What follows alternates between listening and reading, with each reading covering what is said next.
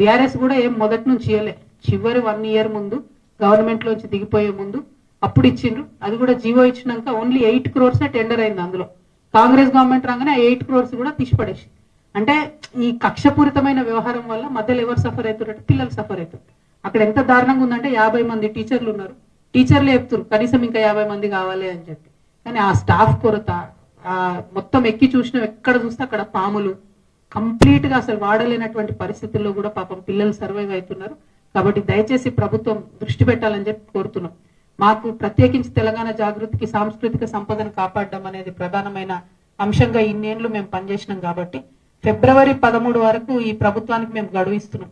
మీరు రంగులు వేయండి, రిపేర్ చేయండి. February 13 ఎందుకంటే అప్పటి వరకు మా జనంబాట కార్యక్రమం కొనసాగుతుంటది. కాబట్టి అప్పటి వరకు మీరు చేయకపోతే February 13 తర్వాత మేమే వస్తాం, మేమే రంగులు వేసుకుంటాం, మేమే రిపేర్ చేస్తాం, మేమే ప్రజలకు సౌలత అయ్యేటట్టు